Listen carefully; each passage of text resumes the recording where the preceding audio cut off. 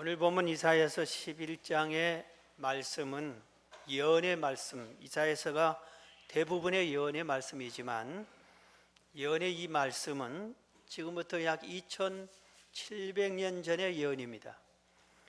예수님이 탄생하기 700년 전에 이사야 선지자가 예수님, 이 땅에 메시아가 올 것이다, 그런데 이새의 줄기에서 올 것이다, 탄생할 것이다, 이렇게 예언한 겁니다.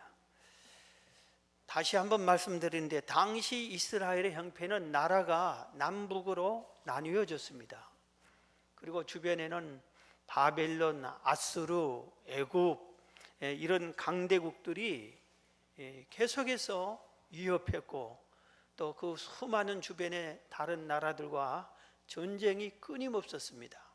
그 전쟁의 원인도 이스라엘 백성들이 하나님 앞에 범죄하고 여호와 하나님을 경외하지 않고 선택된 선민인 그들이 우상을 섬기고, 그 당시에 온 백성이 도덕적으로 윤리적으로 타락했습니다. 특히 종교 지도자들까지도 범죄했습니다. 정치 지도자들도 정치가 타락했습니다. 이렇게 절망 가운데 하나님께서 이사야를 통해서 희망의 말씀을 예언하신 겁니다. 메시아가 탄생할 것이다. 이 땅에 구세주가 탄생할 것이다. 그런데 이 구세주, 이 메시아는 이새의 줄기에서 탄생할 것이다. 이렇게 예언을 한 겁니다. 오늘 본문에서 우리가 제일 먼저 깨달을 것은, 왜 예수님의 족보, 계보를 보면은 이새는 사실 별별 일 없는 사람인데 이새의 줄기에서 탄생한다고 했을까, 이겁니다. 성경에 보면은 마태복음 1장에 예수님의 계보가 나옵니다. 예수님의 가문이 이렇게 쭉 나오는 거예요. 마태복음 1장 1절 이하에 보면은 아브라함과 다윗의 자손 예수 그리스도의 계보라. 아브라함이 이삭을 낳고 이삭은 야곱을 낳고 야곱은 유다와 그 형제들을 낳고, 이렇게 쭉 하면서 이어지는 말씀 중에 살몬은 라합에게서 보아스를 낳고, 보아스는 룻에게서 오벳을 낳고, 오벳은 이새를 낳고, 이새는 다윗 왕을 낳으니라 그랬어요.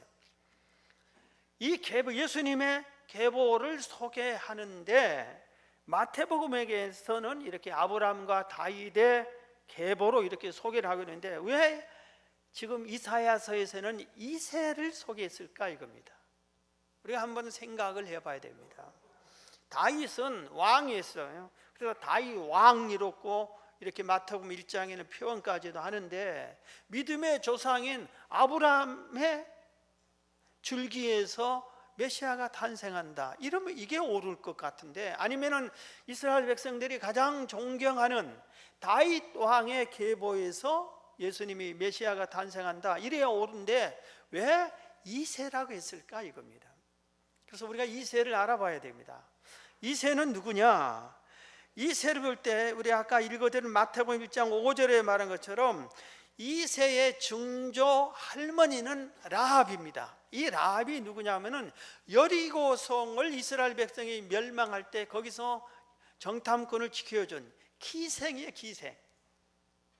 우리나라에서 여러분, 우리의 기생이라고 하는 직업이 우리나라도 있습니다. 그런데 어느 누가 우리 할머니가 기생이었습니다, 그런 사람이 어디 있어요? 우리 어머니가 기생입니다. 누가 그럽니까? 기생은 다 쉽게 말하면 술 파는 사람이고 웃음 파는 여인이고 또 그렇고 그런 여인인데, 이새의 증조 할머니는 기생 라합이에요. 자, 그 다음에 이새의 할머니는 그럼 누구냐? 할머니는 라합입니다. 라합. 룻입니다. 룻.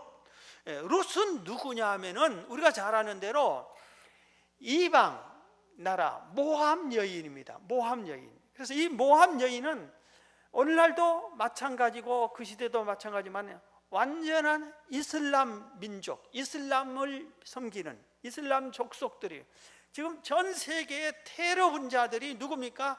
이슬람을 믿는 이슬람 족속들의 강경 분자들이 그냥 막 테러를 계속해서 전 세계를 위협하면서 테러를 일삼습니다. 그리고 기독교인들을, 교회를 불사르고 예수 믿는 사람을 다 죽이고 불태우고 추방시켜버려요. 이게 이슬람입니다. 그런데 바로 이 2세의 할머니는 바로 이 이슬람을 믿는 모함 여인이에요.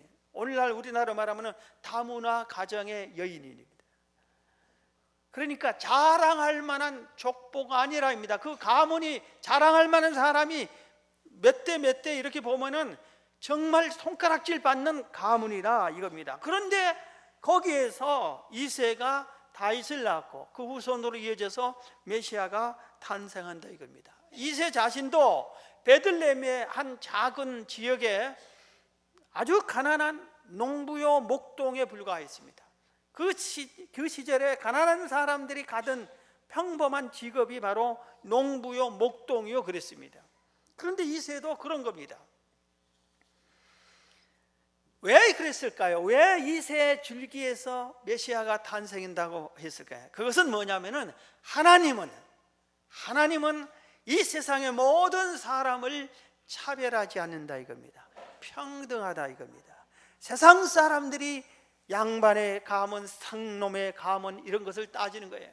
세상 사람들이 명문가의 자제라고 이렇게 결혼할 때 무슨 가문의 몇 대 손이니 이런 것을 말하지, 하나님은 그런 걸 전혀 개의치 않는다 이겁니다. 하나님은 우리 한 사람 한 사람을 소중히 여기고 그 한 사람이 평등하다 이겁니다. 이 세상에서 가난하거나 부자가 되거나 권력이 있거나 없거나 건강하거나 병들거나 아주 잘생긴 사람이나 못생긴 사람이나 하나님 보시기에는 평등하다 이겁니다. 흑인이나 백인이나 모두 다 똑같다 이겁니다. 사람들이 편견을 갖는 것이지 하나님은 평등하다. 이래서 그 가문 중에서 별일 없다고 생각하는 2세를 선택한 겁니다. 2세의 줄기에서 메시아가 탄생할 것이다 이것입니다. 여러분, 하나님은 공평하신 것을 믿으시기를 바랍니다. 그렇기 때문에 하나님이 우리를 향해서도 마찬가지야. 우리의 집안이 어떻다, 우리 부모가 어떻다, 여러분 그것은 핑계. 집안이 어떠면 어떻습니까? 내가 잘하면 되는 것이에요. 집안 따지게 그건 전혀 개의치 않을 일이에요. 본인 스스로 자신을 비하하고 싶어서 그런 거예요. 핑계에 불과한 겁니다. 바로 지난달에 한 신문에 한 여인을 소개했습니다. 너무나 극적인 삶을 사는 여인이어서 이렇게 소개를 멋있게 했어요.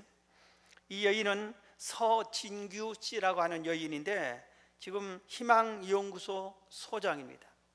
그럴듯한 타이틀을 가진 모든 사람들에게 존경을 받는 여인입니다. 그런데 이분의 과거를 살펴보면 너무나 불쌍한 사람이에요. 아주 가난한 술주정뱅이에다 술 파는 집에, 가난한 집에 딸로 태어났습니다. 그래서 너무 가난해가지고 고등학교를 겨우 졸업하고 대학 문턱도 가보지도 못하고 너무 가난해서 먹고 살기 위해서 그 당시에 어디로 갔냐면 가발 공장에 들어가서 하루 종일 가발을 만드는 일을 했습니다. 지금은 그렇지 않지만 옛날에는, 수십 년 전 옛날에는 공장에 다니는 사람들을 조금 빗대서 공돌이, 공순이 그랬다고요. 그런데 바로 그 가발 공장이 돼요. 저도 중고등학교 시절 한 여름 한철을 가발을 만들어 본 적이 있어요. 그 일을 해본 적이 있어요. 얼마나 힘든지 모릅니다. 아주 머리카락 같은 더 아주 가는 그 특수 그 실을 가발로 이 눈썹 같이 이 목같이 이것을 만드는데 조그만한 곳에서 형광등 바로 하나에 밝아야 되니까 온 눈이 시력을 다해서 온 형성에서 아주 그 의자도 깡 마른 의자에 앉아서 종일 그걸 하는 겁니다. 너무 힘들어요. 근데 종일 새벽부터 밤늦게까지 이것을 해야 겨우 먹고 사는 길이 열리는데 희망이 없어요. 그런데 우연치 않게 광고를 봤는데 미국에서 가정부를 모집한다는 광고가 나왔어요. 우리나라도 아니고 미국에서. 그래서 야, 우리나라 같으면 좀 아는 사람 창피하지만 외국은 괜찮겠다 싶어서, 그렇다고 영어를 하는 것도 모르고 미국 말도 하나도 모르는데 가자. 가정부 하는데 뭐 일만 잘해주면 되겠지. 그리고 거기서도 그런 거 따지지 않는다 그래서 갔습니다. 그래서 그동안 가발 공장 다니면서 좀 돈으로 수속을 다 마치고 나니까 딱 남는 게 $100. 우리나라 돈으로 한 10만 원 정도 남았어요. 10만 원, $100 딱 치고 미국 땅에 떨어져서 인도 받은 거기에서 가정부 일을 하는 겁니다. 그래서 이것만 해서는 안 되겠다고요. 가정부 일하면서 식당 허드렛 일하면서 열심히 돈을 모았어요. 돈을 모으고 열심히 살다 보니까 또 사람들을 이렇게 속여야 돼서 결혼까지 했습니다. 그런데 웬걸 그 결혼을 남편이 얼마나 폭행을 가하는지, 시도 때도 없이 술 먹고 때리고 난리가 납니다. 그래서 어린애를 낳았는데 이 어린애를 내 남편 때문에 내 아이를 키우지 못하겠다는 생각이 들어서 생각을 바꿨어요. 결혼하면서 미국 시민권을 얻었지만 이 아이를 고국에 친정으로 보냈어요. 그리고 나는 미국에서 반드시 성공해야 되겠다 이렇게 생각하고 어디로 갔냐면은 이제는 그 가정에 미국에서 살면서 미국 말도 배우고 어느 정도 했기 때문에 미국 여자 군인으로 자원 입대했습니다. 그래서 우리나라는 군대가 의무지만 미국은 자원하는 거예요.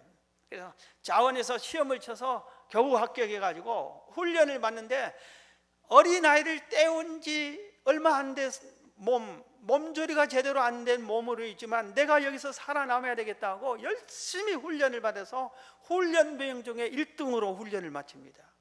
그리고 미국 여군이 됐어요.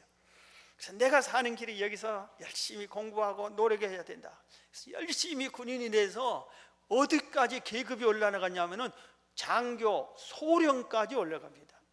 군대 안 가본 사람은 소령이 뭔지도 모르는데, 소령이 우리나라에서 육군사관학교, 해군사관학교, 공군사관학교를 졸업하면은 장교가 되는데 그게 첫 번째가 소위예요. 소위. 그 다음에 중위, 대위, 그 다음에 소령. 대위에서 소령 올라가기가 제일 어렵습니다. 왜냐하면 소령까지 해야 연금이 나오거든요. 대위까지 하고는 연금이 잘 안 나와요. 그래서 소령 올라가기가 아주 어려워요.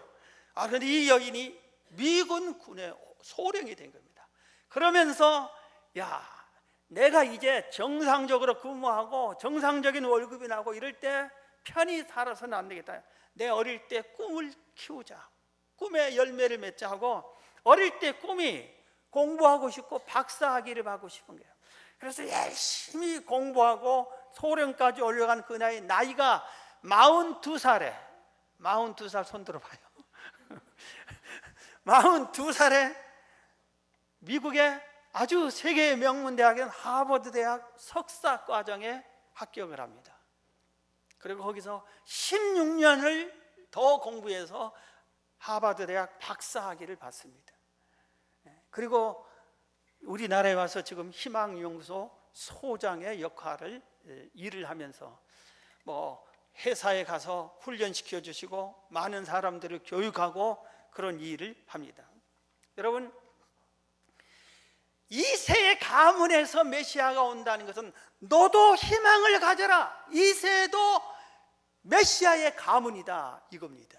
이 세는 참 별별 없는 사람이다. 그의 할머니가 기생이다. 그의 할머니가 우상을 섬기는 다문화 가정의 그 외국 국적의 여인이다. 그것도 한번 결혼 실패하고 그 할아버지도 보아스도 재혼을 하는 것이고 그런 집안이다. 그런데 그런 별별 일 없는 집안에서 이새가 나왔다. 이 이새가 다윗을 낳았고 그 다음에 그 이어서 메시아가 탄생했다 이겁니다. 그러니 우리에게 희망을 가져라는 소리예요. 너도 얼마든지 하나님께 귀하게 쓰임받을 수 있다. 하나님은 편견하지 않는다. 차별하지 않는다. 모든 사람은 다 평등하다.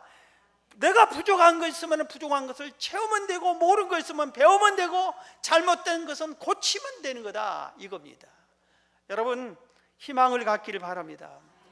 같은 이사야서 43장 4절에 하나님이 우리를 향해서 뭐라고 말씀한 줄 압니까? 너가 내 눈에는 보배로 보인다 그래. 하나님이 우리를 볼 때 너는 보배 같다 이거예요. 보배 같아. 우리 교회에 어린아이 탄생이 정말 여기저기서 탄생하니까 어린아이가 귀한 줄 몰라. 우리 교회는 그리고 수십 명이 몇십 명이 이렇게 계속해서 어린아이들 주일 예배를 드리는데 다 보세요. 그 부모님들이 그 자식이 세상에서 제일로 이쁜 줄 알아요. 수십 명의 자녀들 중에 내 자녀가 제일로 이쁜 줄 안다고. 그런데 우리는 딱 보면은 누가 더 예쁘고 누가 덜 예쁘고 알 수 있잖아요. 그런데 그 엄마, 그 할아버지, 그 할머니는 제일 예쁜 걸로 알고 있잖아요. 하나님이 지금 우리를 내가 너를 보배로 보인다, 보배로 보인다. 그리고 존귀하게 여긴다. 그리고 내가 너를 사랑한다. 이렇게 이사야를 통해서 우리에게 말씀하셨어요. 근데 우리는 나는 못났어요. 나는 부족해요. 자꾸 그러니까 스스로 자신을 낮추니까 문제가 되는 거예요. 하나님은 우리를 보물과 같이 여기고 존귀하게 여기고 하나님이 나를 사랑한다고 하는데도 내가 뭘 이렇게 하는 겁니다. 여러분, 오늘부터서라도 여러분의 이 잘못된 생각을 완전히 고치시기 바랍니다. 나는 누구예요? 하나님의 보물이에요. 할렐루야. 하나님의 사랑받는 자요, 하나님이 존귀 여기는 자인 것을 믿으시기를 바랍니다. 두 번째입니다. 오늘 본문이 우리에게 주는 것은 메시아가 이 땅에 오시면은 이런 천국이 이루어진다, 이런 메시아 왕국이 이루어진다고 소개를 하고 있습니다. 먼저 본문 3절 4절에 보면 그가 이 땅에 와서 여호와를 경외함으로 즐거움을 삼는다 있습니다. 여호와를 경외하면은 그 인생이 즐거워져. 할렐루야. 오늘 여러분 하나님을 믿고 예배하러 오면서 너무너무 즐거웠어요? 세상에서 제일로 즐거운 날이 오늘이겠어요? 여호와를 경외하면은 내가 즐거워야 돼요. 여호와를 경외하면서도 속상해하고 분노하고 마음 아파하고 그러면 안 되는 거예요. 여호와를 경외함으로 메시아가 오면은, 예수님이 내 안에 오면은 내가 즐거움으로 가득 차야 돼요. 그런데 이 메시아는 통치할 때 세상과 달리 어떻게 3절에 그랬어요? 보는 대로 귀에 들리는 대로 심판하지 않는다 그랬어요. 공의와 정의로 심판한다고 그랬어요. 그래서 세상은 아주 치우치요. 유전무죄, 무죄유죄 이게 있잖아요. 돈 있으면 다 되는 것이고 권력 있으면 다 되는 것이고 편견이 치우치잖아요. 그런데 하나님은 공평하셔요. 정확하게 판단을 하셔요. 예수님은 공평하신 분이에요. 교회 안에서도 공평하지 않은 일이 종종 일어나는데 예수님이 그런 게 아니라 그 잘못된 사람이 그렇게 하는 거예요. 절대 우리 주님은 공평하셔요. 세상을 통치할 때 공평한, 그렇기 때문에 이 세의 줄기에서 메시아가 탄생하게 하시는 것이에요. 그 다음에 오늘 본문에도 계속 보면은 6절 읽지 않았지만 메시아 왕국이 이루어지면은 이어지는 말씀 6절 이하에 보면은 그때 이리는 잡아먹잖아요. 그런데 어린 양과 함께 살고 표범이 어린 염소와 함께 누우며 송아지와 어린 사자와 살찐 짐승이 함께 있고 어린아이에게 끌리고 암소와 곰이 함께 먹으며 그들의 새끼가 함께 엎드리며 사자가 소처럼 풀을 먹으며 젖먹는 아이가 독사의 구멍에서 장난하며 젖된 어린아이가 독사의 굴에서 손을 넣을 것이라 그랬어요. 이게 뭡니까? 이 세상은 강한 자가 약한 자를 지배하고 삼키는 겁니다. 그리고 죽이는 거예요. 강한 자가. 짐승 세계도 그렇잖아요. 사자가 송아지를 잡아먹고 곰이 양을 잡아먹고 이리 늑대들이 염소를 잡아먹고 그러는데 메시아 왕국은 그렇지 않다 이겁니다. 사자와 곰과 양과 송아지와 염소와 이런 것들이 어울려서 사는 거예요. 그 무서운 독사가 어린아이와 장난치며 논다 이겁니다. 이게 메시아 왕국이에요. 메시아 왕국. 평화의 나라가 이루어진다 이겁니다. 이어진 이사야서 35장에도 이 메시아 왕국을 소개하는데, 광야와 메마른 땅이 기뻐하며 사막이 백합화같이 피어 즐거하며 무성하게 피어 기쁜 노래를 즐거함다 그랬어요. 그때 맹인의 눈이 밝을 것이며 못 듣는 사람의 귀가 열릴 것이며 그때 저는 자는 사슴같이 뛸 것이다. 뜨거운 사막이 변하여 못이 될 것이다 그랬습니다. 메시아가 다스리는 왕국은 이런 식으로 사막에서 생수가 흐르고 사막에서 백합화 꽃이 피게 해준다 이겁니다. 너무나 아름다운 세상으로 변화시켜 주신 겁니다. 그래서 이 메시아 왕국을 이건 천국이라고 하는 거예요. 그래서 우리도 이 천국을 누려야 됩니다. 할렐루야. 예수님에서 천국을 누려야 돼요. 그런데 이 아름다운 천국을 이사야서 35장 8절에 보면은 이렇게 말하고 있어요. 거룩하고 성결한 자가 들어간다. 거룩하고 성결한 자가 들어간다. 그리고 구원받은 자가 들어간다. 그러면서 우매한 자는 들어가지 못한다 그랬어요. 그렇기 때문에 거룩하고 성결하지 못한 죄가 가득한 자는 못 들어가는 거예요. 그리고 미련한 자, 우매한 자는 못 들어가는 거예요. 자, 하나 물어볼게요. 이 세상에서 제일로 미련한 사람이 누구예요? 어떤 사람이 제일로 미련해요? 어떤 사람이 제일로 미련하냐면은 하나님이 만들어 놓은 천지 창조 이 세상에서 살면서, 하나님이 만들어준 땅에서 살면서, 하나님이 주신 것을 먹고 살면서 그 하나님을 알지도 못하고 믿지도 못한 사람이 가장 미련한 사람이에요. 요 하나님이 만든 세상에서 자기를 이 땅에 보낸 분이 요 하나님이신데 그것을 모르고 믿지도 않고 이런 사람이 가장 미련한 사람이에요. 세상에 자기 부모를 몰라본 사람이 가장 미련한 사람이에요. 오늘 이 시간에 우리가 알아야 될 것은 메시아 왕국이, 물론 예수님이 재림할 때 메시아 왕국이 이루어집니다. 그리고 예수님이 이 땅에 계신 동안에 천국을 이루셨어요. 소경을 눈뜨게 해주고 사막에서 생수가 흐르듯이 보리떡 5개 물고기 2마리로 5,000명 이상 먹여주기도 하고 풍랑을 잠잠케 해주기도 하고 병든 자를 치료해 주기도 하고 다 그랬어요. 그런데 이 메시아 왕국이 오늘날 우리가 예수를 믿으면 예수 믿는 우리의 심령, 예수님을 내 안에 모셨으면 내 심령이 심령 천국을 이루어야 됩니다.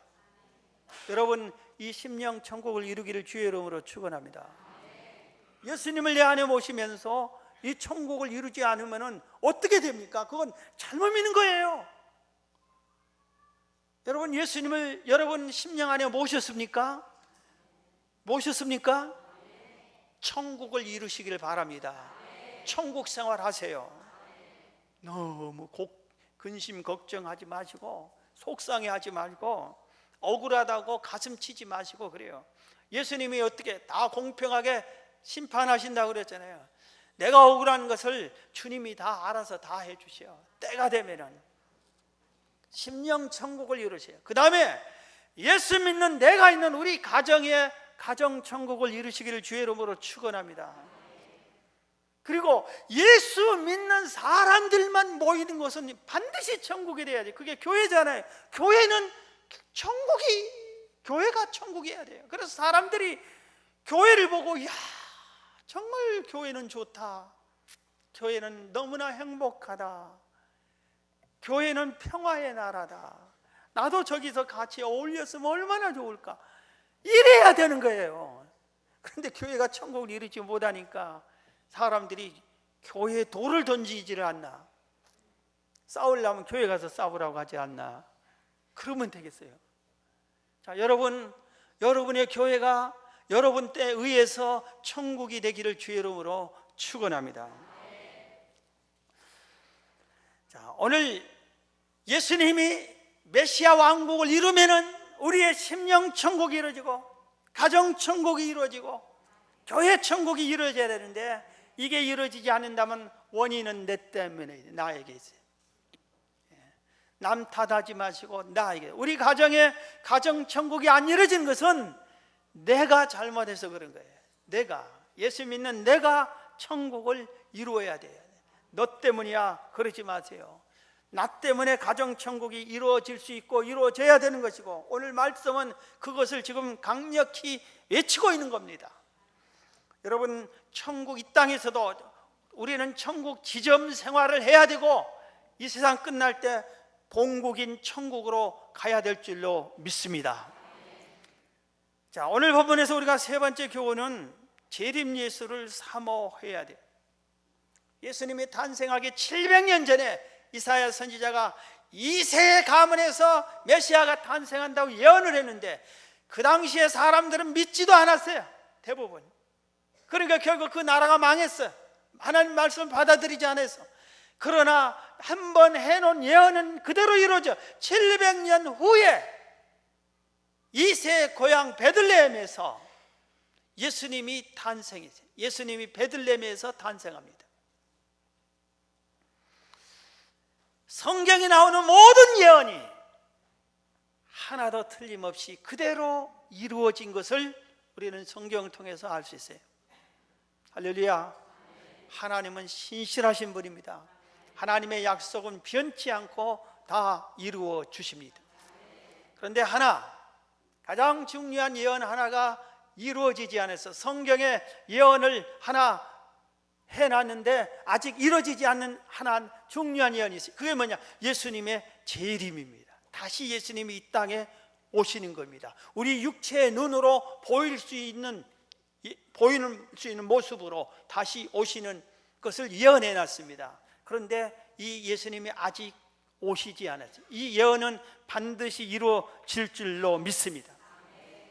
예수님의 이 재림, 이 예언을 예수님이 직접 예언하셨어요. 요한복음 14장 1절 이하에 너희는 마음에 근심하지 말라. 하나님을 믿으니 또 나를 믿으라. 내 아버지 집에 거할 곳이 많도다. 그렇지 않으면 너희에게 일렀으리라. 내가 너희를 위하여 거처를 예배하러 가노니 가서 너희를 위하여 거처를 예배하면 내가 다시 와서 너희를 내게로 영접하여 나 있는 곳에 너희도 있게 하리라. 예수님이 때가 다 돼서 십자가를 지고 온 인류를 대속하기 위해 때가 다 돼서 제자들에게 이제 예언을 한 겁니다. 내가 곧 죽을 거다. 그리고 세상을 떠날 것이다. 그런데 걱정하지 말라. 내가 천국에 가서 너희들이 천국에서 살 집을 마련해 놓고 다 완성하면은 다시 와서 너희들을 천국으로 영접해서 같이 살게 해주마. 다시 오겠다. 예수님이 친히 예언하셨어요. 그리고 천사들도 예언했어요. 사도행전 1장 11절에 보면은 예수님께서요 십자가에 못 박혀 죽으시고 사흘 만에 부활한 후에 40일 동안 이 땅에 계시다가 할 말씀 다 하고 교훈 다 한 다음에 하늘나라로 승천하려고 갈릴리 감람산에 모였을 때 모든 사람들이 감람산에 다 모였습니다. 거기 한 500명이나 모였어요. 그때 예수님이 구름 타고 하늘로 승천을 합니다. 가기 전에 성령을 받아라 해놓고 올라갑니다. 성령 받아서 전도 증인이 되라 이렇게 하고 올라가요. 그러니까 감람산에 500여 명이 승천한 예수님을 쫙 쳐다보는 거예요. 점점 안 보이네요. 계속 하늘만 보고 있어요. 이때 천사가 이렇게 말했어요. 갈릴리 사람들아, 어찌하여 서서 하늘을 쳐다보느냐? 너희 가운데서 하늘로 올려가신 이 예수는 하늘로 가심을 본 그대로 오시리라 하였느니라. 올라간 그대로.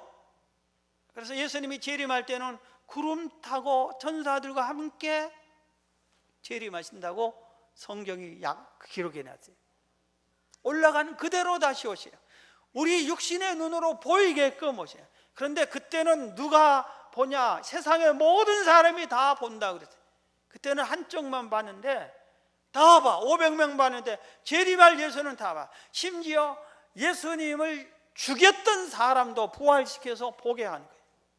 예수님을 죽였던 사람들까지도 다 부활시켜서. 그리고 나서 공중으로 오셔서 이 땅에 예수 참 그리스도인을 공중으로 이름을 호명해서 불러 올려드립니다. 삼일교회 아무개 집사, 아무개 권사, 아무개 장로 올라오너라. 그러면은 몸이 둥 떠서 공중에서 주님을 영접하는 잔치에 딱 참여한다. 이름을 부르지 않으면은 올라갈 수 없어요. 선지자들도 예언했습니다. 다니엘서 7장 13절에 제자들 사도들도 예언을 그 후에 계속 했습니다. 여러분, 재림을 사모하기를 주의 이름으로 축원합니다. 자, 또 하나 물을게요. 세상에서 제일로 믿음이 좋은 사람이 어떤 사람일까? 믿음이 제일 좋은 사람이 누구예요? 여러분, 믿음이 제일 좋은 사람이 되려고 힘쓰시기 바랍니다. 내가 이번에 승진하는 사람이 돼야 되겠다. 이번에 수능에서 좋은 점수를 받게 돼. 이런 것은 하고 싶어 하는데 믿음 좋은 사람이 되고 싶다. 이런 희망은 별로 안 가져요, 사람들이. 믿음 좋은 사람이 가지려고 하세요. 제가 신학생 때부터 막 한참 다른 건 다 영부해도 하나님의 은혜를 제일로 많이 받고 천국에서 정말 칭찬 제일로 많이 받는 사람은 내가 돼야 되겠다. 그런 생각을 많이 가졌어요. 어떻게 될지는 모르지만 그런 희망을 갖고 열심히 주님을 믿는 것은 절대로 나쁜 게 아닙니다. 가장 믿음 좋은 사람이 어떤 사람일까요? 기도를 많이 한 사람? 그건 믿음 좋습니다. 전도를 많이 했다? 믿음 좋죠. 헌신, 봉사를 많이 한 사람? 믿음 좋은 사람이에요. 예배를 잘 참여하는 사람 준비해서 믿음 좋은 사람이에요. 성경을 많이 읽고 성경대로 사는 사람, 믿음이 좋은 사람. 그런데 정말 가장 믿음이 좋은 사람이 어떤 사람이냐? 재림을 사모하는 사람이에요. 예수님이 다시 이 땅에 오시는 것을 사모하는 사람. 예수님 어서 오십시오 하고. 이 사람을 누가 제일로 사랑하냐? 이 사람을 사모하는 사람이에요. 사모하는 사람. 옆에서 같이 주변에서 즐기는 사람이 아니라 이 사람을 완전히 사모하는 사람이 제일로 사랑하는 사람이에요. 예수님의 이 땅에 오시는 것을 제일로 사모하는 거예요. 재림을 사모하는 사람. 과거에 우리 한국의 초대 신앙인들, 그리고 예수님 승천한 후에 초대교회 주의 종들과 온 성도들은 날마다 주님 재림을 사모했습니다. 성경의 기록도 보고 역사의 기록도 보고 그 당시 상황을 볼 때 날마다 주의 재림을 사모했어요. 그도 그럴 것이 예수 믿는 사람이 날마다 순교당하는 거예요. 그러니 어서 오시라고 이 악한 세상을 심판하시라고 사모했어요. 우리 초대 교회 성도들도 그 시대에 우리 복음이 들어올 때 우리나라는 세계에서 제일로 가난한 나라 중에 하나예요. 조선. 우리 조선을 우리는 역사의 좋은 점만 배우고 아주 훌륭한 나라로 생각하는데 제일로 가난한 나라가 우리나라예요. 서양 문화도 제일로 늦게 받아들였어. 주변 다른 나라들은 서양 문화를 빨리 받아들여서 많이 돼. 그래서 전쟁이 일어나면은 다른 나라에서 총 들고 와서 빵빵빵빵 쏘는데 우리는 그때 활을 빼서 이렇게 해가지고 싹 쏠려면 빵빵빵빵 하면 다 죽는 거예요. 칼을 들고 싸우려고 하니 총으로 빵 쏘아버리니. 우리나라는 그렇게 문명을 받아들이질 않아요. 그리고 예수 믿는 사람들은 핍박을 많이 당했어요. 그래서 초대교회 우리 한국의 성도들이 낮에나 밤에다 눈물 머금고 내 주님 오시기만 고대합니다. 군대 간 내 남편이 속히 오기를 기다리는 그 아내와 같은 심정으로 어서 오시라고. 시어머니 밑에서 혹독히 시련받은 이 아내가 남편이 오면은 얼마나 행복하겠어요. 군대 가서 언제 올지 모르고 전쟁에 죽을지 모르고 그 남편을 기다린 것처럼 예수님 어서 오시라고 사모했습니다. 지금 우리가 아니 멀리 전체 생각이 우리 삼일교회 이 3부 예배 참여한 성도들만 지금 예수님 오면 좋겠습니다 한 사람이 몇 명이나 있을까요? 이름 적지 않고 이게 OX 이렇게 하라면은 지금 즉시 오시면 좋겠다는 사람이 별로 없을 거예요. 예수님이 오시면은 우리 집이 없어져요. 우리 저금 통장이 없어져요. 우리 가족이 다 흩어져요. 예수 믿는 사람 안 믿는 사람으로 구별되어 버려요. 그리고 세상에 그 형제 혈연 그런 게 다 예수 믿는 사람이 한 형제고 믿지 않는 사람은 다 멸망의 자식이 되는 거예요. 세상의 모든 것이 다 새하늘과 새 땅, 이 땅이 분토처럼 녹아지고 새하늘과 새 땅으로 새 나라가 세워지는 거예요. 예수님의 나라가. 그러니까 가진 게 많아가지고 요새는 여러분 천국이 좋습니까 나쁩니까? 그렇게 좋은데 그럼 지금 천국 가자면 싫습니다 좀 더 있다 가겠습니다 좀 더 있다 가겠습니다 다 우리가 그래요. 천국은 좀 나중에 가겠습니다. 여기서 더 오래오래 살고 싶습니다. 그게 우리의 신앙이에요. 배부른 자, 환경적으로 먹고 살만한 사람의 신앙이에요. 그런데 배부르고 먹고 살만하고 하나님의 물질적인 환경적인 복을 받았으면 그 하나님을 잘 섬겨야 되는데 이게 조금만 잘못하면 타락하기가 쉬워요. 재림이 다시 오시는 것을 나중에 오세요. 난 결혼도 안 했는데 결혼하고 자녀도 낳고 좀 그러다가 살다가 예수님 왔으면 좋겠습니다. 나중에 오세요. 내가 지금 승진 막 했는데 얼마나 생각했던 이 승진인데 이 승진한 행복을 누리다가 좀 예수님 오셨으면 좋겠습니다. 이렇게 아내가 어디 여행 가려고 했는데 그 여행 다녀온 후에 예수님 오세요. 우리는 재림을 사모하지 않아요. 그래서 재림에 대한 것에 관심이 별로 없어요. 이 땅에서만 가지. 오늘 참 믿음의 사람은 재림을 사모하는 거예요. 이세 줄기에서 예수님이 메시아가 탄생한다고 예언하는 것은 예언이 성취된다는 것 자체는 성취되지 않는 재림 예수를 기억하라는 뜻이 포함이 됐어요. 여러분 예수님 다시 오십니다. 다시 오는 것을 사모하세요. 한번 따라합시다. 예수님 속히 오시옵소서. 진심인지 본심인지 억지인지는 모르지만 성경을 한번 보세요. 자, 이게 이 성경이에요. 시작이 창세기 1장 1절 태초에 하나님이 천지를 창조하시니라 하면서부터 성경이 시작돼. 그런데 성경 맨 마지막 요한계시록 마지막 22장 마지막 끝 부분에 뭐라고 기록인지 아세요? 아멘. 따라하세요. 아멘. 주 예수여 속히 오시옵소서. 이렇게 기록이 되죠. 성경이 가르쳐 주겠어요. 예수님을 사모하라고. 자, 말씀을 마치겠습니다. 오늘 이 자리에 참여한 여러분들이 여러분 자신을 존귀한 자로 믿으시기 바랍니다. 그리고 참 믿음을 회복하시고 절망에서 희망을 가지시고 예수님을 사모하시고 가정천국, 심령천국, 교회천국, 직장천국을 이루시기를 주의 이름으로 축원합니다.